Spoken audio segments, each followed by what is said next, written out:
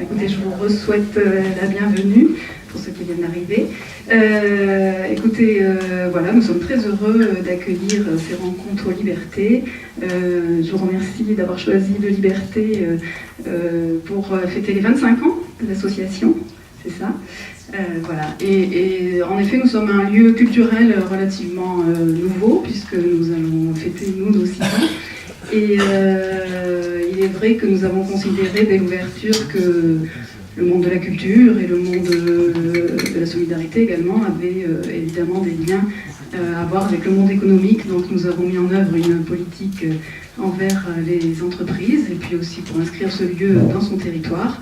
Donc je suppose que c'est la raison aussi pour laquelle nous sommes réunis ce soir. Et donc j'espère que les débats vont faire naître de belles idées.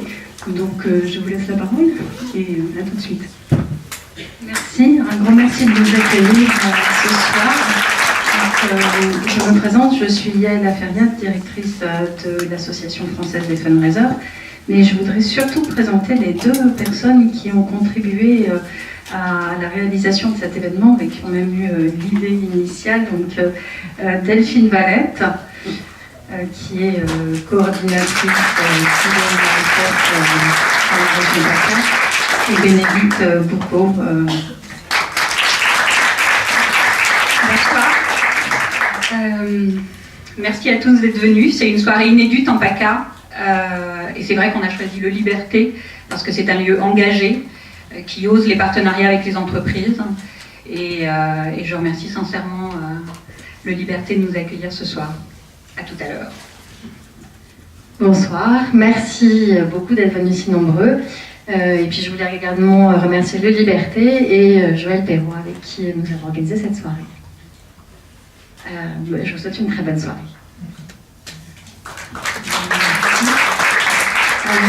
Pour ne pas prendre trop de retard, je propose... alors je vais peut-être dire un petit mot rapide pour présenter l'Association française des fundraisers. Donc l'association a 25 ans cette année.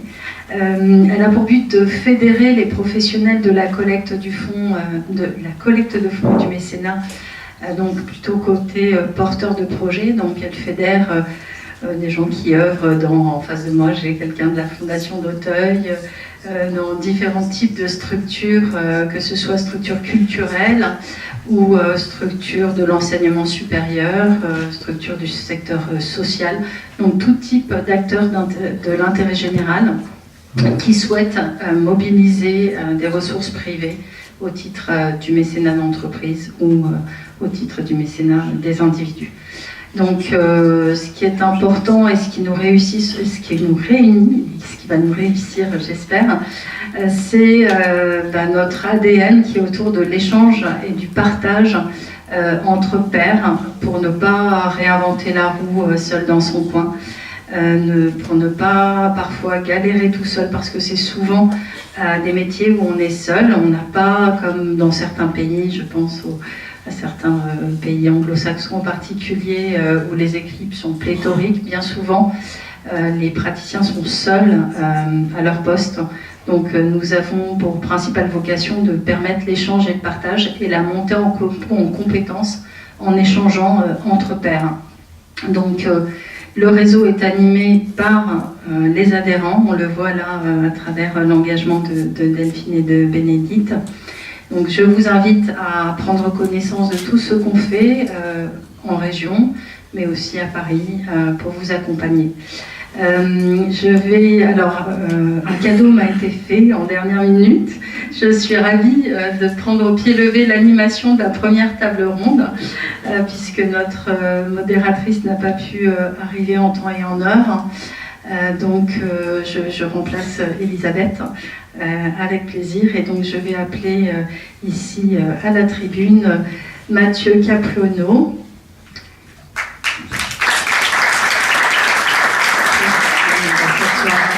François Debiès, Thérèse Lemarchand et Cécile Malot. Donc j'aurai les hommes à ma gauche et les femmes à ma droite. On peut commencer comme ça, voilà. Alors, il s'agit d'une table ronde consacrée aux nouvelles formes du mécénat, une opportunité pour innover et pour trouver des solutions inattendues. L'idée est, à travers les témoignages de nos intervenants ce soir, de faire un petit état des lieux et d'identifier ce qui émerge à travers des cas concrets et du vécu, et aussi à travers des outils qui permettent d'avoir un effet démultiplicateur de toutes ces énergies. On est aujourd'hui sur un programme qui nous amène à réfléchir loin des clichés, loin du mécénat dont on a une vision un peu traditionnelle et fausse en termes de on va donner un chèque et puis voilà, on va demander un logo sur une affiche et l'entreprise sera satisfaite. On va aller bien loin de tous ces aspects-là pour aller vers une vision beaucoup plus stratégique, beaucoup plus intégrée, qui permet des innovations nouvelles, qui permet d'impliquer l'ensemble des parties prenantes, les collectivités par exemple, on le verra avec Cécile. C'est aussi une vision du mécénat ouverte qui permet d'intégrer la notion de territoire et puis d'intégrer de nouvelles initiatives de collaboration, d'open data, de démocratie participative. C'est aussi, on avait bien souvent la vision du mécénat qui était réservée aux grandes entreprises du CAC 40, donc le mécénat c'est pas pour nous lorsqu'on a une PME. Et bien on va aller à l'encontre de ces idées reçues et on va voir un peu le rôle croissant que jouent les TPE, PME dans ces partenariats au service de l'intérêt général. Et enfin on parlera des outils numériques avec Thérèse qui permettent justement de passer à l'acte, de fédérer également des acteurs entreprises pour pouvoir collecter toujours plus de fonds. Voilà, donc je vais donner tout de suite la parole à François Debiès, qui est donc président d'Admical. Alors peut-être démarrer par une présentation rapide de l'Admical et surtout, puisque vous êtes un des acteurs qui réalise des études sur le sujet, nous donner un petit peu un panorama global, en particulier sur la notion de TPE, PME en territoire. Merci Yael, bonsoir à tous. Alors un tout petit mot sur Admical, effectivement. Admical, c'est une association de mécènes qui a été créée à la fin des années 70 par un grand monsieur du mécénat qui s'appelait Jacques Rigaud, haut fonctionnaire bien connu parce qu'il était le père du musée d'Orsay. Il était ensuite président de RTL pendant 20 ans et c'est lui qui a eu l'idée, au retour d'un voyage aux États-Unis, de lancer la notion de mécénat d'entreprise en France, notion qui était complètement dans les limbes, qui n'existait pratiquement pas. La philanthropie individuelle existait déjà un peu, mais elle ne se montrait pas, parce que dans notre pays, on suit le vieux précepte, le bien ne fait pas de bruit, le bruit ne fait pas de bien, donc on fait des choses, mais on n'en parle pas. Donc à l'époque, la philanthropie, personne ne savait ce que c'était. Donc il a porté sur les fonds baptismaux ce mécénat d'entreprise, et ça a voulu dire deux actions simultanées. D'abord la création d'un cadre juridique et fiscal pour le mécénat, c'est-à-dire l'octroi pour les mécènes de conditions privilégiées, de conditions favorables. Ça aboutit au terme de longues années de lobbying à la loi dite Ayagon de 2003, qui, il faut que vous l'ayez bien en tête, représente aujourd'hui probablement un des meilleurs cadres au monde en termes juridiques et fiscaux pour le mécénat des entreprises comme pour la philanthropie des particuliers. Ça a été complété par la loi Tépar en 2007, et donc le potentiel de défiscalisation que représentent aujourd'hui ces lois eh bien, est un élément favorable, un élément déclenchant, certainement pas déterminant, parce que la motivation des mécènes n'est jamais celle-là au départ, mais déterminant pour que le mécénat se développe. Alors ce mécénat, il s'est beaucoup développé, comme le disait Yael au début, ça a été le mécénat des grandes entreprises, même des très grandes entreprises du CAC 40. Dans les années 80, début des années 80, c'était les années Mitterrand de Jacques Lang. La culture était sur le devant de la scène, donc le mécénat s'est beaucoup développé. Les grandes entreprises, avec une vision peut-être un peu opportuniste des choses, ont bien vu ce que ça pouvait représenter comme bénéfice d'image quand on est une grande entreprise, qu'on cherche à gagner de l'argent, et bien montrer qu'on peut faire aussi d'autres choses bien en faveur de l'intérêt général, c'était quelque chose qui séduisait beaucoup. Et donc toutes les grandes boîtes se sont précipitées sur le mécénat et ont commencé à en faire, en créant des fondations, ou pas d'ailleurs, il y en a qui n'en ont pas, AXA n'a pas de fondation par exemple. En tout cas, toutes y sont mises. C'est resté un domaine réservé des grandes entreprises pendant longtemps, et puis ça a commencé progressivement à s'étendre, avec une vision un petit peu différente de ce qu'étaient les besoins. Et je pense qu'aujourd'hui, on ne peut pas parler de mécénat sans parler des besoins de société que va permettre de financer. Bon, c'est pas la peine de s'étendre beaucoup là-dessus, il n'y a qu'à ouvrir le journal ou la télévision tous les jours pour voir où sont les immenses besoins de financement de ce qu'on appelle traditionnellement l'intérêt général, que Jacques Rigaud appelait le bien commun. Et il faisait un petit distinguo parce que l'intérêt général, c'était le devoir de l'État, et le bien commun, eh bien, c'est plus large que le devoir de l'État, c'est plus que les infrastructures, c'est plus que ce qui permet le minimum vital, mais c'est ce qui va permettre d'assurer ce qu'on appelle aujourd'hui, du terme un peu galvaudé, de bien vivre ensemble. Et donc, aujourd'hui, ces besoins, ils sont immenses. L'État, les collectivités locales sont présents, jouent leur rôle. Je préside une grande association culturelle à Aix-en-Provence et je ne dirai jamais que l'État se désengage, parce que ça n'est pas vrai. L'État, il fait ce qu'il veut, il fait ce qu'il peut avec ce qu'il a. Ça ne permet pas de couvrir tous les besoins, mais en tout cas, il reste extrêmement présent dans ce financement de l'intérêt général. Mais les besoins sont plus nombreux, les fractures sociales sont immenses, et donc il faut aller chercher de l'argent complémentaire, et cet argent, c'est dans le domaine privé qu'on peut le trouver, aussi bien dans la poche des entreprises que des particuliers, qui se sensibilisent de plus en plus maintenant à ces considérations d'intérêt général. Alors juste 2-3 chiffres, notre dernière étude du mois de mai dernier, on a été très heureux de voir que le nombre d'entreprises mécènes était passé de 12 à 14%, entreprises de plus d'un salarié. C'est super bien, ça veut quand même dire qu'il y en a encore 86% de ces entreprises qui n'en font pas, on va voir pourquoi. Le volume, le montant d'argent mis en mécénat est passé de 2,8 milliards à 3,5 milliards en 2 ans, ça c'est une très très bonne évolution. Et les domaines qui sont servis par le mécénat, qui sont les causes qui sont suivies par le mécénat, ont évolué beaucoup. Je vous l'ai dit au début, la culture était sur le devant de la scène.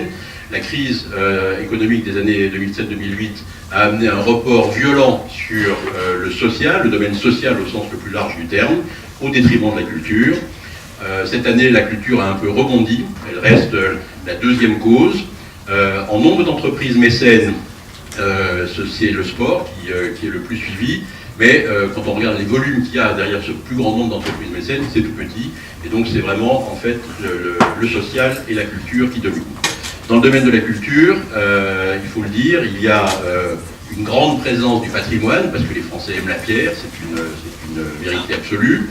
Et en matière de spectacle vivant, il y a une grosse dominante sur la musique historique, parce qu'il y a des très grands partenaires en mécénat musical. Et en revanche, les autres domaines du spectacle vivant, la danse, le théâtre, enfin tous les autres domaines du spectacle vivant sont moins aujourd'hui servis par le mécénat. Alors, sur le sujet qui nous intéresse aujourd'hui, les grandes évolutions qu'on peut souligner, la première, c'est que le mécénat de plus en plus est une forme d'un engagement citoyen, aussi bien des entreprises que des particuliers. Je voudrais insister sur ce point-là parce que aujourd'hui, on ne peut plus opposer le mécénat des entreprises et la philanthropie des particuliers. Ce sont les mêmes causes qui sont servies, ce sont les mêmes méthodes d'évaluation et de plus en plus un travail collectif. Donc, premier point de l'évolution, c'est l'engagement. Le deuxième point, c'est la recherche d'efficacité. Et cette recherche d'efficacité, eh bien, elle entraîne une conséquence très claire, c'est que le mécénat, qui a toujours eu une dimension de proximité, eh bien, a cette dimension de plus en plus. Parce que quand on cherche à être efficace, eh bien, on va rester près de là où on est, dans son écosystème, dans son environnement. Et donc aujourd'hui, le mécénat est un mécénat de proximité à très forte dominante. Et puis, le troisième point important de l'évolution, c'est le travail collectif. Jusqu'à une époque relativement récente, les mécènes travaillaient chacun dans leur coin, peut-être même en mettant leurs bras sur leur copie pour ne pas être copiés. Aujourd'hui, on a pris conscience qu'en se mettant à plusieurs, on va plus vite, on va plus loin, on est plus efficace. Et donc aujourd'hui, on travaille ensemble, un peu la main dans la main, et quand je dis on, c'est à la fois le public et le privé, parce que le clivage traditionnel, historique en France, dans notre France jacobine, entre le monde public et le monde privé est en train de s'atténuer, simplement parce que le monde public a pris conscience qu'il avait besoin du monde privé, et le monde public fait moins peur aussi au monde privé. Donc on travaille beaucoup plus en collectif, et ça je pense que c'est une évolution extrêmement importante. Alors les obstacles au développement du mécénat, au développement indispensable du mécénat, ils sont de plusieurs natures. La première, c'est que le mot même de mécénat est très peu connu. Si on interroge dans la rue quelqu'un sur qu'est-ce que c'est que le mécénat, dans 9 cas sur 10, on dira je ne sais pas. Donc il y a une vraie problématique de communication autour de ce terme de mécénat. Ensuite, il y a la préservation du cadre juridique et fiscal, qui est un peu une obsession de toutes les institutions qui travaillent sur ce sujet. Et vous le savez aujourd'hui, il y a des grandes hypothèques juridiques et fiscales qui planent sur nos têtes. Il y a la suppression de l'ISF, et vous savez à quel point l'ISF joue un rôle considérable pour l'octroi du mécénat au monde associatif. Et puis il y a la retenue à la source, qui est une autre grande inconnue, et qui va bouleverser aussi le paysage à ce niveau-là, et créer des inconnus qui ne sont jamais favorables à l'acte de don. Et puis, il y a un dernier point que je voudrais souligner, c'est que la notion d'intérêt général, on dit le mécénat c'est financer l'intérêt général ou le bien commun. Cette notion même d'intérêt général, aujourd'hui, elle est floue, et elle aurait besoin d'une véritable redéfinition faite par toutes les parties prenantes, par tous ceux qui, d'une façon ou d'une autre, ont une entrée sur ce monde de l'intérêt général. Alors, les remèdes à ces problèmes, ils sont simples. Il faut parler du mécénat, et ça, Admical s'en occupe. Je le disais, on est en train de démarrer un tour de France des mécènes, qui repassera par PACA, certainement à plusieurs niveaux, sur les 2 ans qui viennent, pour aller à la rencontre du monde de l'entreprise et des entrepreneurs, pour leur montrer, ils savent déjà en partie que le mécénat c'est très utile, c'est même indispensable à la société, mais qu'en plus c'est utile à l'entreprise, on y reviendra sûrement un peu tout à l'heure, parce que ça représente une véritable valeur ajoutée, l'engagement qu'est le mécénat, une valeur ajoutée pour l'entreprise et pour ses collaborateurs. Ensuite, je crois qu'il y a un travail à faire de lobbying, il faut poursuivre. On disait 86% des entreprises en France ne font pas encore de mécénat. Ces 86%, c'est essentiellement des petites ou très petites entreprises. Pourquoi elles n'en font pas ? D'abord, il faut qu'elles aient envie d'en faire, mais quand elles ont envie d'en faire, elles sont limitées par le droit. Parce que dans la loi fiscale, il y a un plafond à 0,5% du chiffre d'affaires. On ne peut pas défiscaliser au-dessus de ça.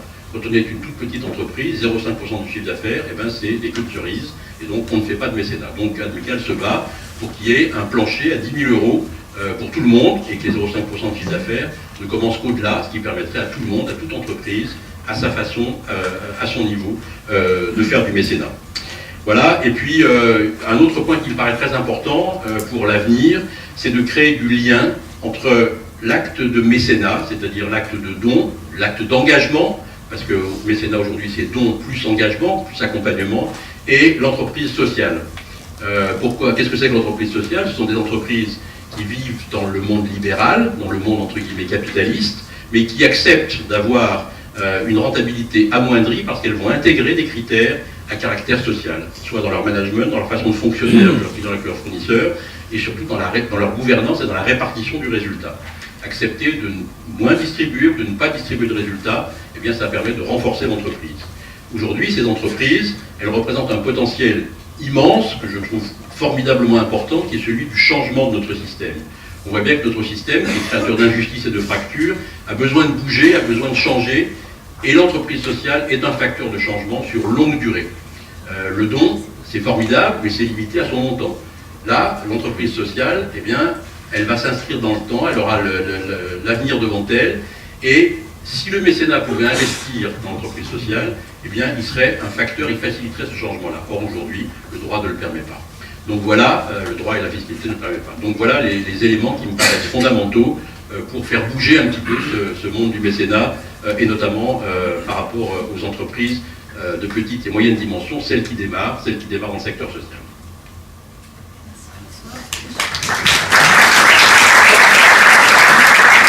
Merci. Je vais me tourner maintenant vers Cécile Malot, donc, qui est déléguée générale de la Fondation de France pour la région Méditerranée.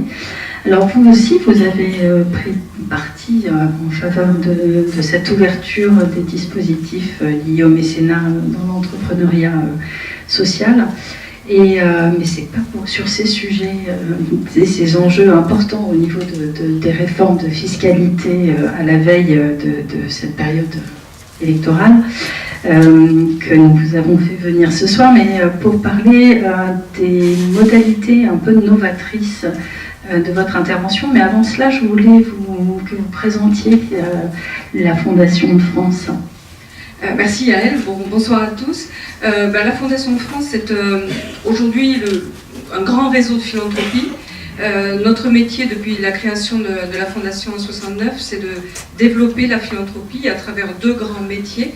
Ce qu'on appelle les programmes, c'est-à-dire des grandes causes, nous intervenons sur tout l'intérêt général, dans l'idée d'être aux avant-postes du progrès social, quel que soit le sujet, aide aux personnes vulnérables, développement de la connaissance avec la culture et l'éducation, ou encore l'environnement. Notre travail au quotidien, que ce soit avec des comités d'experts au siège à Paris ou dans les régions, c'est d'essayer de prendre la mesure de ces nouveaux et constants besoins de société dont parlait François de Biès, d'en mesurer la teneur et de repérer sur le terrain des associations et autres porteurs de projets qui pourraient apporter des solutions. Et puis, nous intervenons aussi en accompagnement de personnes, de particuliers ou d'entreprises qui souhaitent s'engager dans un geste philanthropique, que ce soit en participant à ces programmes, en les soutenant. Et quand je dis ça, c'est pas seulement en apportant des fonds, c'est aussi en étant au plus près de ces projets avec nous pour en mesurer le contenu et l'efficacité sur le terrain. Et puis, certains d'entre eux, ces philanthropes, s'engagent de façon plus forte en créant une fondation sous notre égide. C'est notre deuxième métier. Et aujourd'hui, c'est plus de 800 fondations qui sont abritées par la Fondation de France. Voilà notre métier. Vous avez également un observatoire dont les études sont précieuses pour en particulier observer la générosité dans les territoires. Vous pourriez peut-être évoquer les résultats de l'étude pour PACA. Oui, volontiers. Alors cet observatoire, il a été créé pour être un support de connaissances sur tous les aspects de la philanthropie, à la fois sur les causes, et notamment nous avons un grand rendez-vous chaque année sur l'état des solitudes en France, qui est un sujet transversal et qui met en exergue aujourd'hui ces replis de toutes sortes qui nous préoccupent beaucoup. Mais aussi, en effet, l'Observatoire dresse régulièrement l'état de la générosité et de la philanthropie en France. Et nous avons sorti il y a quelques mois une étude comparative de la philanthropie entre les régions. Comment dirais-je, la région PACA n'est pas la région la plus généreuse. En fin de compte, quand on regarde, je me transformais en Madame Météo, vous imaginez une carte de France, si vous tracez une diagonale entre Biarritz et à l'écran. Si vous tracez une diagonale entre Biarritz et Mulhouse, vous avez ce qu'on appelle la diagonale du don. C'est là que les Français sont les plus généreux. Quand je dis ça, c'est quand on regarde la part de foyers fiscaux qui donnent, en tout cas qui le déclarent aux impôts, puisqu'on sait que beaucoup de personnes et d'entreprises font acte de générosité sans en demander le bénéfice fiscal. Et donc ce taux est de l'ordre de 18% en moyenne, avec donc la région de Strasbourg qui est à 20%. Ici en PACA, nous sommes plutôt à 15-16%. Et comme moi, mon rôle, c'est de regarder de Perpignan à Nice en passant par Gap et Corté ou Bastia, je note que la Corse est à 10%. Et que c'est le mauvais élève de cette étude. Alors, une fois que j'ai dit ça, si je refais ma carte de la météo avec la pratique religieuse il y a 30 ans, on a exactement la même carte. En fin de compte, cette diagonale du don, je ne dis pas que ce sont des régions qui encore ont une pratique religieuse très forte, mais on peut considérer que cette pratique religieuse qui était encore là il y a 30-40 ans laisse des traces positives et qui influent sur le montant ou le taux de foyers fiscaux qu'ils donnent. En revanche, si on regarde, et j'en terminerai là-dessus, et je vous invite à aller sur notre site pour récupérer tous les résultats de l'étude, si on regarde le montant moyen, là, le moral remonte pour les gens de la région, puisqu'on est la deuxième ou troisième région la plus donatrice, donc après Île-de-France et Rhône-Alpes. Ça veut dire quoi? On a analysé ça de la façon suivante, c'est-à-dire que nous sommes dans une région où la pauvreté est extrêmement forte relativement à d'autres régions françaises. Donc, ce qu'on peut dire, c'est que peut-être que moins de foyers fiscaux donnent qu'ailleurs, mais lorsqu'on donne ici, on donne plus, parce qu'on peut mesurer à côté de soi, dans sa rue, dans son quartier, les effets de la pauvreté et des grands problèmes sociaux. Très bien. Alors pour aller justement à la rencontre de ces problèmes sur le territoire, vous avez mis en place une méthodologie qui vise à faire émerger les initiatives locales, ce que les anglo-saxons appellent le grassroots, parce qu'en France, on a plutôt l'habitude d'être en mode vertical qu'en mode horizontal. Donc, est-ce que vous pouvez partager avec nous cette méthodologie et surtout le projet hors-piste, qui était un projet pilote en PACA? Oui, il s'agit d'un nouveau programme que nous avons lancé en 2013 qui s'appelle Dynamique territoriale, avec 2 sites pilotes, donc les Hautes-Alpes et le bassin minier dans le Nord. Nous sommes allés, j'insiste là-dessus, Yael, nous sommes allés chercher des problèmes mais aussi des ressources. Je vous propose tous, là, à partir de ce soir, d'essayer de parler de manière positive et de ne pas seulement pointer ce qui va mal.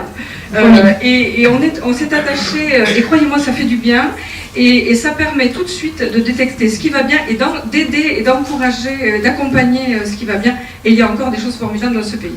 Alors, hors piste, le nom l'indique, on a essayé de sortir des sentiers battus et de développer la philanthropie localement, dans l'idée que il y avait aujourd'hui, dans un contexte de crise économique et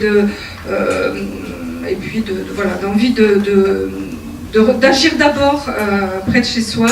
C'est quelque chose qui remontait assez fortement, on le voyait déjà dans les dernières créations de fondations chez nous, quelle que soit la région. Et donc, compte tenu de cette préoccupation d'agir localement, nous sommes allés sur ces territoires et en agissant conjointement auprès de particuliers ou d'entreprises qui avaient envie d'agir localement et de porteurs d'idées et de projets. Quand je dis idées, ça c'était très nouveau.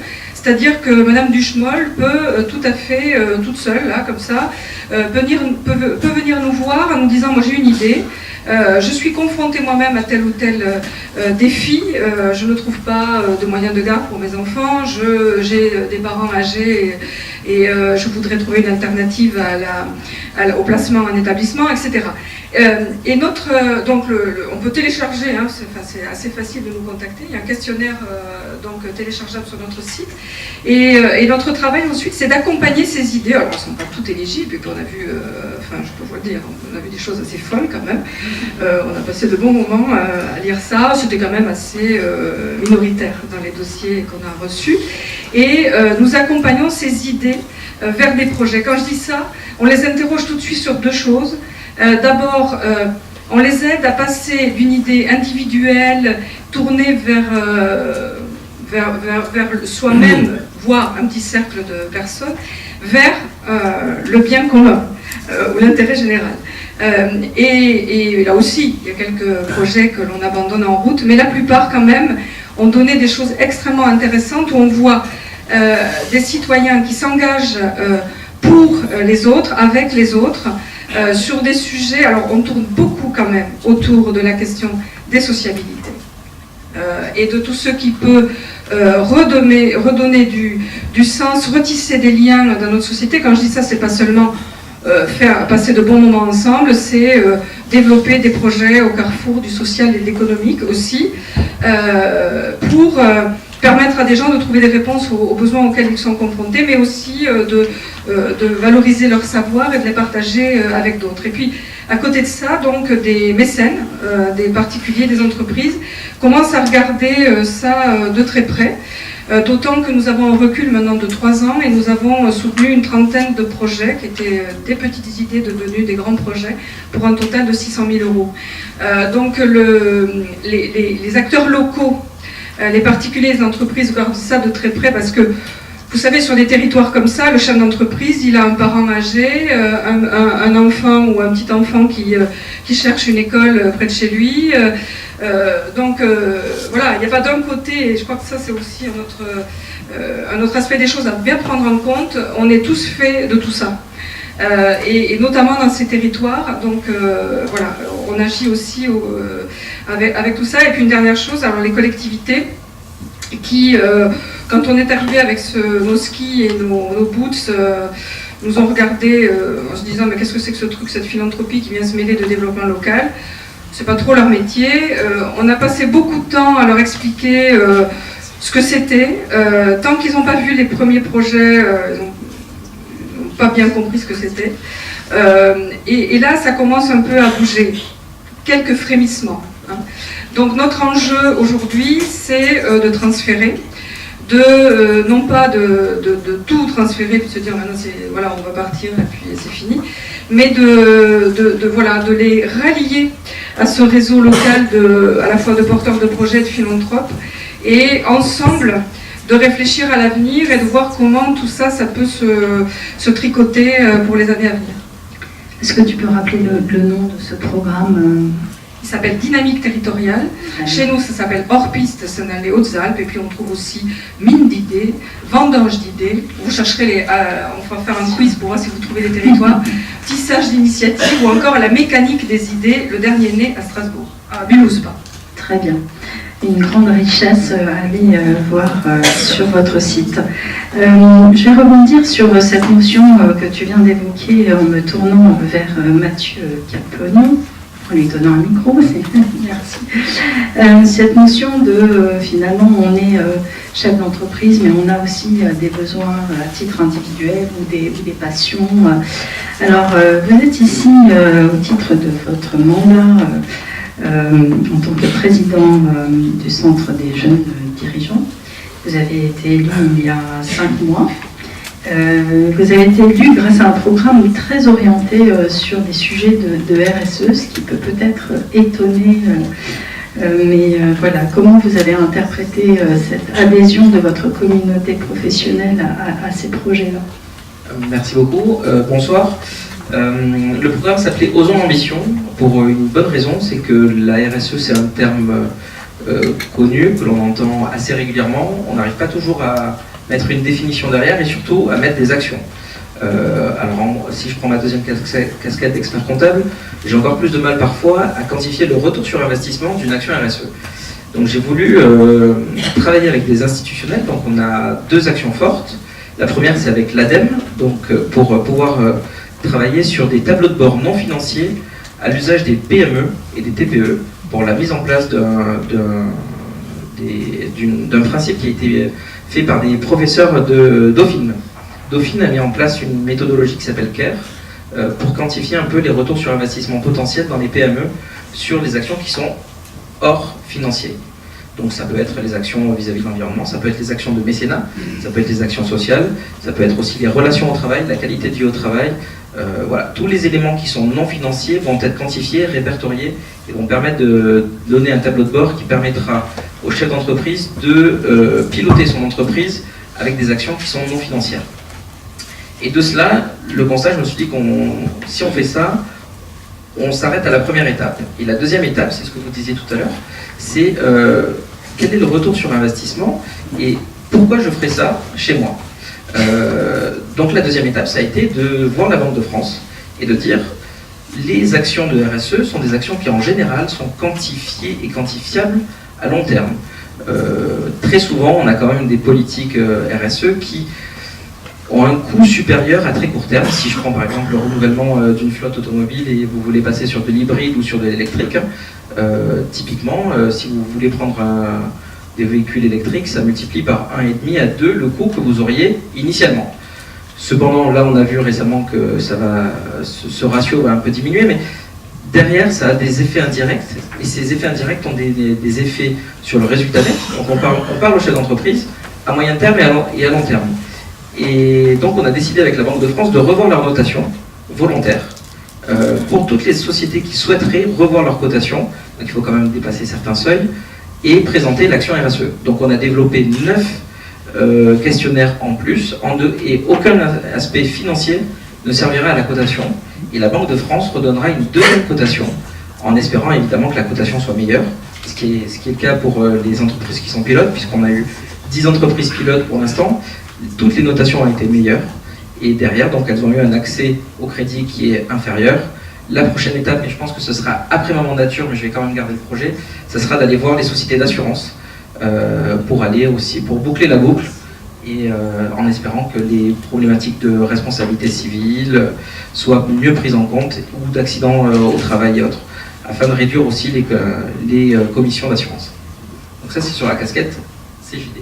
Alors, sur l'autre casquette, donc, vous avez repris récemment la société de votre père et vous avez mis en pratique vos convictions. Alors, il y avait déjà une politique avant que vous arriviez, mais vous l'avez renforcée. Est-ce que vous pouvez nous expliquer un peu la genèse de ce fonds de dotation humanitaire et sociale que vous avez créé? J'y avais pas pensé, mais je vais vous dire une citation qu'on m'a envoyée ce week-end. Une seconde. C'était pas prévu, donc sinon je l'aurais apprise par cœur. Hop. Qui disait, une citation. Voilà. Qui disait: c'est facile de succéder à une tradition alors qu'un héritage, lui, ne vous protège pas du devoir d'innover. Je vous laisse méditer là-dessus, vous avez 4 heures. Clairement, donc j'ai repris l'entreprise familiale, c'est mon père qui a créé cette entreprise il y a 30 ans. Je l'ai reprise avec 2 femmes, et non pas parce que c'était des femmes, mais parce qu'elles étaient meilleures. Donc on a désormais ce qu'on appelle un B4, où on a enlevé les notions de capital, puisqu'on était quand même notariement majoritaire. Donc la direction se partage à 4, avec une personne, une voix, et plus de notion capitalistique. Et derrière cela, donc on a été porteur d'initiatives sur les actions RSE, notamment sur les actions sociales, inter-entreprises, depuis avant mon arrivée, donc depuis 2011-2012, puisqu'on a porté un projet européen pour le compte de l'Ordre des experts comptables pour développer des actions RSE et une organisation interne pour les cabinets comptables et d'avocats afin d'organiser un peu plus de politique RSE engageante dans une logique qui est purement de garder ses collaborateurs. Il y a une logique aussi vis-à-vis des clients, mais la première logique, en tout cas c'est comme ça que nous on l'aperçoit, qui est de dire quand vous venez chez nous, finalement, vous voyez un peu l'expert comptable, mais vous voyez beaucoup nos collaborateurs, paye, juridique, social et autres. C'est eux notre force, ce sont eux notre richesse. Et si nous ne les mettons pas en avant, et si nous ne les gardons pas, à un moment donné, notre capital, c'est pas un capital financier, c'est un capital humain, et ce capital humain dépérit. Donc on a voulu garder nos collaborateurs, donc on les a gardés. Moi j'ai des collaborateurs qui sont avec mon père depuis 27 ans, on en a énormément, et c'est pas un problème d'avoir des collaborateurs qui sont là depuis un certain temps. À nous de donner plus de travail, du travail différent pour que les collaborateurs continuent de s'enrichir. Donc ça c'était avant, c'était ce que mon père avait voulu mettre en place. Ce que l'on garde, parce que derrière on a eu des labels, le label Amplitude, on a eu aussi le label sur l'ONU qui est le Global Compact. Et on est allé un peu plus loin, parce que ce que vous disiez un peu tout à l'heure, c'est que l'action de mécénat n'est pas réservée aux grandes entreprises. On a une chance folle, c'est qu'il y a la fondation, certes, mais il y a aussi ce qu'on appelle des fonds de dotation. Et les fonds de dotation permettent aussi à des TPE, PME de construire leur propre action ou de co-construire, puisque nous on est toujours en co-construction, leurs actions de mécénat, avec une mise de fonds qui est souvent beaucoup plus, enfin pour le fonds de dotation qui est plus faible, puisqu'on est sur des mises de fonds pour la création, la constitution de ce fonds de dotation, un peu plus de 30 000 €, alors que sur la fondation, on est à quasiment 1 million d'euros, si ma mémoire est bonne. 250, pardon. Pas toutes. Donc, en tout état de cause, on s'est dit, il faut quand même un véhicule, et ce véhicule, ça a été le fonds de dotation. Derrière cela, on a créé donc le fonds de dotation sur plusieurs angles. La partie solidarité, ce qui nous permet en fait d'avoir un volet d'action assez large. On va de la distribution de repas, de la mise à disposition de notre personnel, de l'équipement d'école, puisque, encore une fois, on a la chance d'avoir des clients qui nous mettent à disposition aussi, qui cherchent un véhicule, donc on est allé d'abord voir nos clients. Et donc par exemple, là on a équipé depuis 2 ans des écoles en ZEP avec le cartable de l'année. Donc on a pris toutes les listes scolaires et on les a équipées avec des cartables. Je suis désolée, je vais juste vous interrompre parce que François doit nous quitter. Je suis sûre qu'il aurait été ravi de pouvoir écouter votre intervention jusqu'à la fin, mais il a un avion à prendre. Moi, je voulais simplement dire, je pense que ce qu'on vient d'entendre me paraît extrêmement important d'une évolution de l'entreprise en France. Et ce que vous avez dit me paraît très important parce que depuis une dizaine d'années, la RSE, responsabilité sociale de l'entreprise, a été imposée aux entreprises par le régulateur. C'était une obligation de faire correctement, honnêtement son métier, de bien gérer son personnel, d'être attentif aux personnes, attentif à l'éthique, attentif à l'environnement, etc. Ce qui est en train de se passer, c'est qu'on passe d'une responsabilité sociale auto-centrée, la façon dont je fonctionne, dont je fais mon métier, à une responsabilité sociétale. Et ça, c'est sous la pression des collaborateurs. Ça ne vient plus d'en haut imposé par un régulateur, mais la jeune génération de collaborateurs en particulier est demandeuse d'un engagement à travers son entreprise, est demandeuse de sens, en plus de moyens de subsistance et d'un travail intéressant, demandeuse de sens et d'une capacité à travers une facilitation par l'entreprise à s'engager dans des projets d'intérêt général. Et ça, c'est un point qui est extrêmement important, parce qu'aujourd'hui, le mécénat ne se limite plus à un simple don financier. Aujourd'hui, le mécénat, c'est un accompagnement, et les collaborateurs des entreprises seront de plus en plus concernés par cet aspect-là. Et ça, évidemment, ça concerne tout type d'entreprises, les très grandes, mais aussi les toutes petites, parce que dès qu'on démarre une entreprise, et il y a de plus en plus maintenant de start-up qui intègrent ça, y compris dans leur statut au départ, eh bien, on peut prévoir l'engagement des collaborateurs, on peut prévoir des partenariats associatifs pour permettre à ces collaborateurs eh bien, de donner un peu de sens à leur vie professionnelle, voire à leur vie tout court. Et ça, je pense que c'est une évolution qui est absolument fondamentale, dont les RH des entreprises qui ont été extrêmement longtemps réticentes à la notion de mécénat de compétences sont en train de prendre conscience. Elles prennent conscience que cet engagement qu'elles vont faciliter pour les collaborateurs, eh bien, c'est un gage de fidélité à l'entreprise.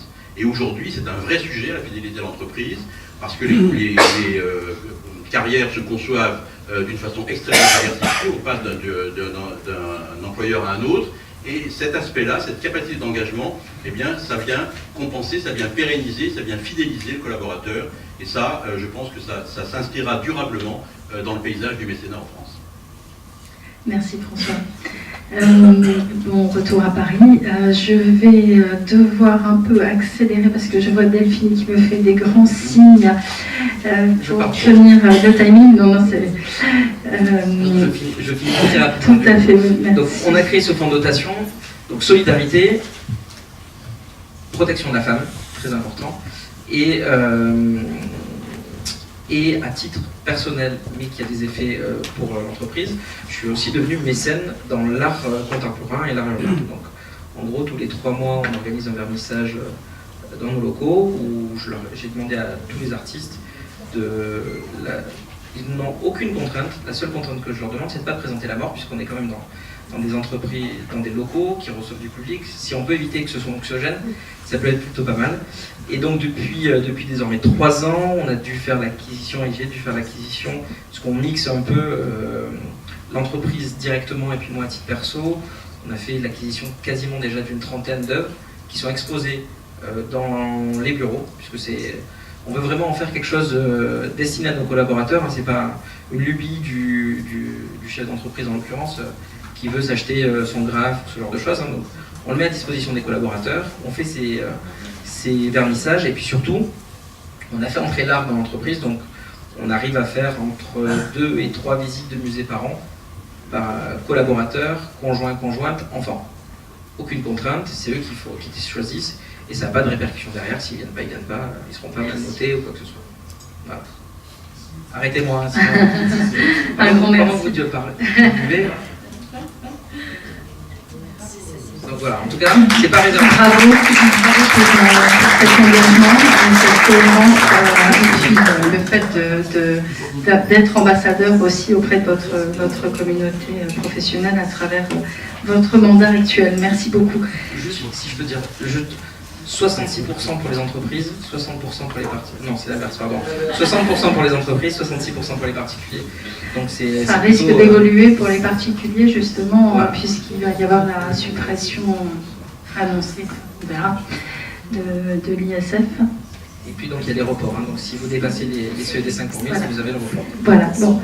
Merci beaucoup. Là, Delphine fait des grands signes et je voudrais qu'on ait le temps de laisser la parole à Thérèse Beaumarchand qui est venue ce soir pour nous parler non plus de Culture Time, puisque Culture Time a été mais n'est plus, et nous assistons à la naissance, donc un renouveau de Culture Time qui est renommé Coméon. Est-ce que tu peux nous expliquer pourquoi ce changement de nom? Oui, bonjour à tous, bonjour Yael. Donc en effet, Culture Time, c'est la plateforme de mécénat participatif que j'ai lancée en mai 2014 et dans l'objectif de développer le don des particuliers, des petites entreprises pour l'art, la culture et le patrimoine. Et en fait, ce qui s'est passé, c'est que pendant ces 2 années, on a développé beaucoup d'outils au service de la collecte et de la communication de collecte des structures collectrices. et que finalement ces outils sont utiles pour l'ensemble du secteur de la collecte de fonds et qu'il fallait qu'on ouvre, qu'on ouvre plus largement la plateforme, et donc Culture Time devenait un peu trop segmentant comme nom, et c'est pour ça qu'on a choisi d'affirmer ce changement et de changer de nom la semaine dernière pour nous appeler donc maintenant Coméon. Et en fait, donc nous, notre métier, pour faire très rapide, donc on est une plateforme de mécénat participatif. Donc on a 3 objectifs principaux pour les structures collectrices. C'est de leur donner des outils pour collecter des fonds, donc sous différentes formes, sous forme de campagne de crowdfunding, mais également sous forme de programme annuel de mécénat, donc cercle de mécènes ou sociétés d'amis, et également sous forme de dons sans contrepartie, et d'animer l'engagement citoyen avec des modalités de vote participatif. Ensuite, le deuxième point, c'est de leur permettre de communiquer facilement avec leurs mécènes, et en troisième lieu, de gérer très simplement toutes ces opérations, parce que c'est essentiel, François Debiès en a parlé, il faut aller vers l'efficacité. Et en fait, on s'est rendu compte qu'on avait une proposition de valeur qui avait été très développée pour les structures et finalement moins pour les donateurs. Et ce qui se passe aujourd'hui, c'est qu'avec le crowdfunding et le développement de ces modalités de participation, on en vient à multiplier l'acte de don. Et ce qui est vraiment intéressant, c'est que c'est ouvert à tous. C'est-à-dire qu'il n'y a plus, et là encore François Debiès l'a mis en évidence, c'est-à-dire que le mécénat, et on l'affirme très fortement nous, n'est pas l'apanage de très grands donateurs, mais c'est vraiment ouvert à tous et tout le monde peut participer. Et donc, et le crowdfunding a également cette valeur de plébiscite, c'est-à-dire que quand on fait un don, on a aussi une voix, et on met en avant la volonté que le projet se réalise. Et donc, on s'est dit finalement, il faut donner envie à tout le monde de participer, et pour donner envie, aujourd'hui, la révolution numérique, elle passe par l'usage, donc il faut simplifier au maximum l'usage et créer des outils attractifs. Et donc, on a lancé le portefeuille mécène, portefeuille philanthropique, qui permet à chacun finalement de se dire en début d'année, voilà mes revenus, donc entreprise ou particulier, je ne fais pas de distinction entre les deux, sachant qu'évidemment sur une plateforme numérique, nous on travaille plus sur le segment, ce que j'appelle le mécénat diffus, c'est-à-dire particuliers et petites entreprises. Notre don maximum qu'on observe sur la plateforme aujourd'hui, il est de 5 000 €. Et les particuliers contribuent à hauteur de 120 € dont moyen, et les entreprises 1 000 €. Donc on est vraiment sur un mécénat qui est très territorial et qui mobilise les TPE, PME proches des projets. Et donc c'est de se dire finalement, en début d'année, voilà mes revenus, je peux prendre un engagement vis-à-vis de dons que j'ai envie de faire, l'allouer mensuellement ou annuellement, donc je crée mon portefeuille philanthropique, et ensuite je l'attribue sur les causes que je souhaite au fur et à mesure des projets. Donc les grandes causes que j'ai toujours envie de soutenir, le Secours catholique, les petits frères des pauvres, je vais donner de l'argent à leur mission, mais également des projets qui se passent beaucoup plus localement près de chez moi en fonction de leur temporalité, la façon dont le moment où ils sont présentés. Et je peux gérer l'ensemble de ces dons et de mes contreparties, mes reçus fiscaux dans mon espace personnel, et puis avoir des graphes qui me disent finalement j'ai donné 40% à la culture, 20% à la solidarité, 30% au sport, etc. Et ça, je peux le présenter à mes enfants, je peux montrer, je peux être fière de ce que j'ai fait. C'est des outils qui permettent à la fois de piloter et de partager. Et donc ça, c'était vraiment un élément essentiel. Et en fait, ce qu'on veut avec ça, c'est finalement, c'est donner à tout le monde des outils de gestion de son don, comme des outils qui s'apparentent des outils de gestion bancaire, et de développer des partenariats avec des acteurs de la banque et de l'assurance, donc que ce soit banque privée ou banque de réseau, de façon à ce qu'ils proposent à leurs clients ce type d'outils et pour développer l'engagement. Et c'est également en lien en fait avec les dernières évolutions législatives, puisque la loi Sapin 2 a été promulguée récemment, et dans un de ses articles 80, je ne sais plus trop, la loi impose aux établissements bancaires de proposer à leurs clients porteurs de livrets développement durable de faire des dons aux entreprises de l'ESS. Donc, entreprise de l'ESS, là je rejoins encore le discours de François Debiès. Quelle en est leur définition, jusqu'où ça va aller, on ne sait pas trop. Mais en tout cas, tous les établissements collecteurs de dons, que ce soit des associations, des établissements publics, des fondations, en font partie. Et donc on a vocation à être un outil hyper simple pour ces établissements pour favoriser le geste de don. Et ce qui est important, ce qu'il faut voir, c'est une plateforme comme la nôtre, ce qui est vraiment important, c'est que tous ces projets soient de toute taille. C'est ça qui fait la richesse, la diversité, l'entrain, le côté positif de la chose. C'est qu'on travaille aussi bien avec une association, un festival de musique comme le Festival de musique en Médoc, qu'avec le musée d'Aquitaine sur la restauration du cénotaphe de Montaigne, qu'avec SOS Village d'enfants ou l'association Personnage, ou avec carrément les ministères, en fait, les services de l'État ou une collective, sur l'acquisition, la restauration en particulier d'un objet d'archives, puisque c'est un gros sujet aujourd'hui, tout ce qui est numérisation et restauration des archives. Merci pour ce témoignage. Merci surtout de mettre ces innovations au service du secteur et de l'intérêt général. Ah oui, il y a un petit film en fait qui présente ce portefeuille philanthropique que vous pourrez regarder dans l'eau. Il dure 1 minute, c'est très rapide. Merci à tous. Je ne ferai pas de mots de conclusion, sinon je pense qu'il va y avoir une crise cardiaque. Non, je peux. Donc, on a vu des projets qui sont inspirants. Et surtout, on voit que l'écosystème de la philanthropie et l'ensemble des parties prenantes à prendre en considération s'élargit. Et ça, c'est très important parce que je pense qu'il y a dans nos métiers un maître mot qui est celui de l'écoute. Et lorsque les parties prenantes sont de nature aussi variée que les personnes que nous avons eues autour de la table et de l'ensemble des projets qu'on peut observer aujourd'hui, ça demande beaucoup d'écoute pour pouvoir bien se rencontrer. Donc quand on est porteur de projet, on a souvent l'impression de vouloir changer le monde. On est tellement convaincu qu'on pense qu'on va être convaincant, mais bien souvent il faut prendre le temps d'écouter les autres pour que les partenariats puissent émerger. Donc voilà ce mot que je voulais vous livrer. Merci.